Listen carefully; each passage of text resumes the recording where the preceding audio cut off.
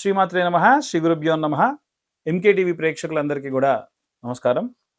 అందరికీ కూడా పరాభవనామ సంవత్సర ఉగాది శుభాకాంక్షలు. ఇప్పుడు ద్వాదశ రాశుల వారందరికీ కూడా ఈ యొక్క ఉగాది నూతన సంవత్సరంలో ఎలా ఉండబోతుంది అనేటువంటి విషయాన్ని తెలుసుకుందాం. మొట్టమొదలు మేషరాశి. మేషరాశి వారికి సంబంధించి ఈ సంవత్సరం ఆదాయం 11, వ్యయం 5, రాజ్యపూజ్యం 2, అవమానం 4. ఆర్థికంగా పెట్టినటువంటి పెట్టుబడులు లాభప్రదంగా ఉంటాయి.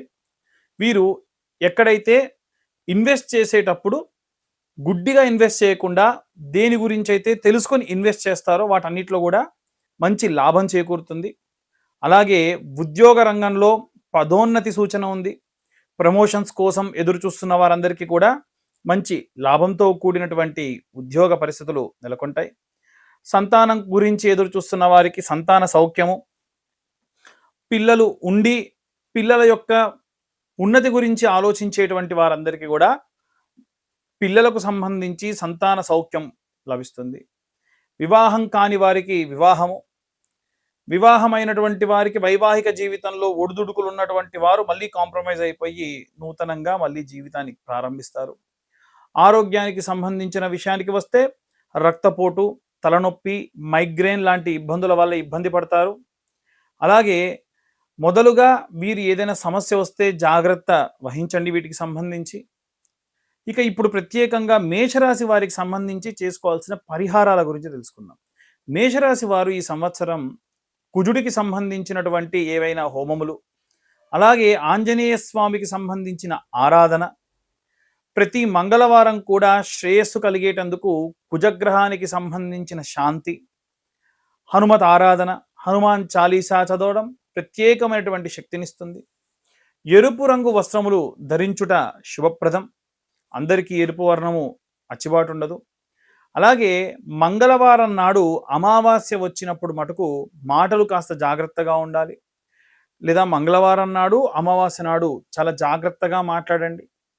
ఆహారం తీసుకునేటప్పుడు మసాలా దినుసులు, మసాలా, కారము, ఎక్కువగా ఫ్రై చేసినటువంటి పదార్థములు, నూనె పదార్థములు తీసుకోకుండా ఉంటే మంచిది. ఉగాది తరువాతి కాలంలో గురువు యొక్క అనుకూలమైనటువంటి గోచారముతో ఆదాయ మార్గములు విస్తరిస్తాయి. ఇంకా పలు రకాలైనటువంటి ఆదాయం పెరుగుతుంది. శని ప్రభావంతో కృషి అధికమవుతుంది, కానీ ఫలితం మాత్రం ఆలస్యంగానైనా సరే ఖచ్చితంగా వస్తుంది. రాహుగ్రహానికి సంబంధించి మాట్లాడేటప్పుడు జాగ్రత్త అవసరం. ఉద్యోగాల్లో కొత్త రకమైనటువంటి బాధ్యతలు కూడా వీరు నెత్తిన వేసుకోవాల్సి ఉంటుంది. కుటుంబం విషయానికి వస్తే చాలా సహనం వహించడం మంచిది. ఈ సంవత్సరం మేషరాశి వారికి సంబంధించి చాలా కోపం నియంత్రణలో మాత్రం ఖచ్చితంగా ఉండాలి. పెట్టుబడులు ఆలోచించి చేయాలి. అనవసరంగా ప్రతి దాంట్లో కూడా పెట్టుబడి పెట్టడం అంత మంచిది కాదు. ఆరోగ్యం శ్రద్ధ అవసరం. ప్రతి మంగళవారం ఉపవాస దీక్ష చేయడం, ఆదివారం నాడు ఉపవాస దీక్ష చేయడం మంచిది. హనుమత్ ఆరాధన శ్రేయస్కరం. కుటుంబం విషయంలో మాత్రం సహనం వహించుట చాలా మంచిది. కుటుంబంలో ఉన్నటువంటి ఇంకొందరి వల్ల కూడా లాభం చేకూరేటువంటి అవకాశం ఉంది. ఇప్పుడు ప్రత్యేకంగా మనం విద్యార్థులకు సంబంధించిన విషయానికి వస్తే మేషరాశి వారికి సంబంధించి విద్యార్థి దశలో ఉన్నటువంటి వారు పరిశోధనా రంగంలో విజయం, అలాగే ఏవైనా సరే రీసెర్చ్ అండ్ డెవలప్మెంట్ దానికి సంబంధించి కూడా విజయం సాధిస్తారు. గృహిణులు మానసికమైనటువంటి ప్రశాంతత కోసం ఎక్కువ మెడిటేషన్ లాంటివి, యోగా లాంటివి చేస్తూ ఉంటారు. చేతి వృత్తులు చేసేటువంటి వాళ్ళు, కుల వృత్తులు చేసేటువంటి వాళ్ళు కొన్ని రకాలైనటువంటి అగ్రిమెంట్స్ చేసుకొనైనా సరే మీరు ఆ పనిలో ముందుకు వెళ్ళడం జరుగుతుంది. రాజకీయ నాయకులకు సంబంధించిన విషయానికి వస్తే వీరు గోప్యం వహించడం మంచిది. ఏదైనా సరే సీక్రెట్గా ఉంచాల్సిన విషయం అనవసరంగా నలుగురిలో మాట్లాడి ఇబ్బంది పడేటువంటి అవకాశం కూడా కనిపిస్తుంది. సినిమా రంగానికి సంబంధించి ఎవరైనా సరే కాస్త సైన్స్ ఫిక్షన్ పరమైనటువంటి సినిమాలు చేయడం కానీ, లేకుంటే కాస్త థ్రిల్లర్ సినిమాలు లాంటివి చేసేటువంటి వాళ్ళకి గుర్తింపు వచ్చేటువంటి అవకాశం ఎక్కువగా ఉంది. అలాగే ఈ సంవత్సరం వీలైనంత వరకు కూడా ఏదైనా సరే కారణం చేత కోపం వల్ల కానీ, మనకు ఉన్నటువంటి మనోభావాలకు సంబంధించిన విషయానికి ఎవరినైనా దూషించడం, వెనకాల మాట్లాడడం, మనకు లేనటువంటి కొత్త కొత్త విషయాల్లో ఇబ్బంది పడడం లాంటివి చేయకుండా ఉంటే మంచిది. అకారణమైనటువంటి భోజనం, అకాలంలో ప్రయాణం అసలు మంచిది కాదు. ఈ సంవత్సరం చాలా జాగ్రత్తగా ఉండండి.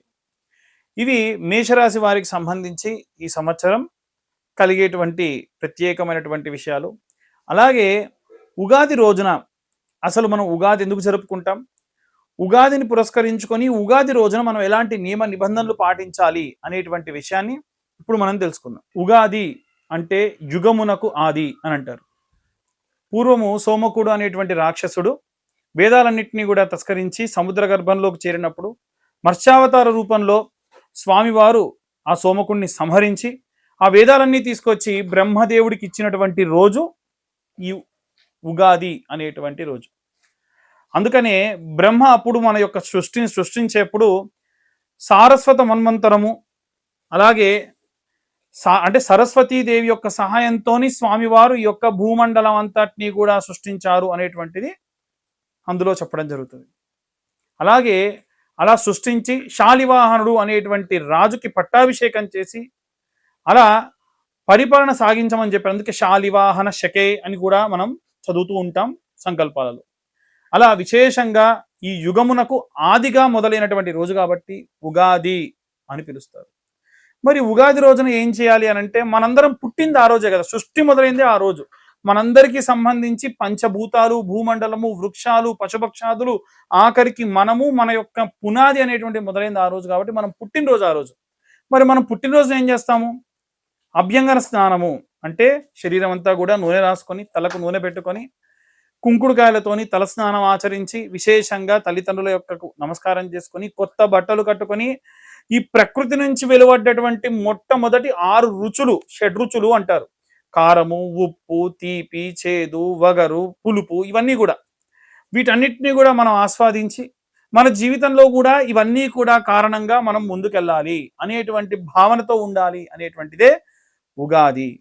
కాబట్టి ఉగాది రోజున దేవుడికి నైవేద్యంగా ఉగాది పచ్చడి నైవేద్యంగా పెట్టి ఈ పదార్థాన్ని స్వీకరించి రాజదర్శనం చేసేవాళ్ళు పూర్వం. అంటే రాజుయే మనకు పరిపాలించేటువంటి వాడు, భగవంతుడే రాజు రూపంలో ఉంటాడు కాబట్టి రాజదర్శనం చేసి రాజుకి ఏదో కానుక ఇచ్చేవాళ్ళు.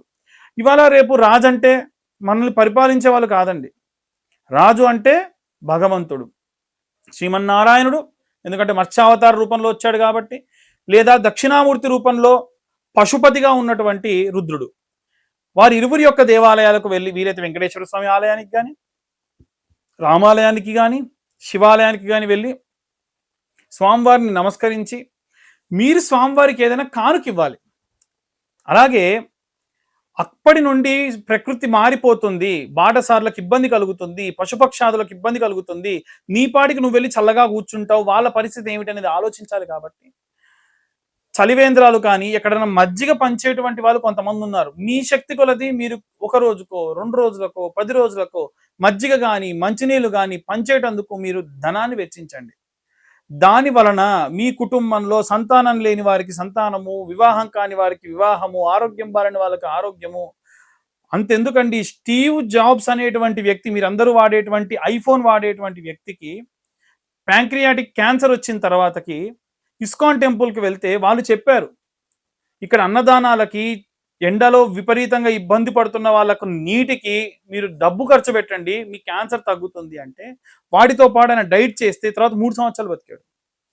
ఇది ఎక్కడిదాకో పూర్వం వెళ్ళే పని లేదు. నవీన యుగంలో స్టీవ్ జాబ్స్ అంటే చనిపోయి మహా అయితే 2 సంవత్సరాలు అయిందేమో. ఆయన జీవితంలోనే మనం చూసాం. కాబట్టి మన హైందవ ధర్మం ఏం చెప్పినా మనల్ని, మన ఉనికిని ఇంకొక మెట్టు పైకి ఎదిగేట్టుగా చేసేటువంటిది. కాబట్టి విశేషంగా ఈ యొక్క నియమ నిబంధనలు పాటించండి.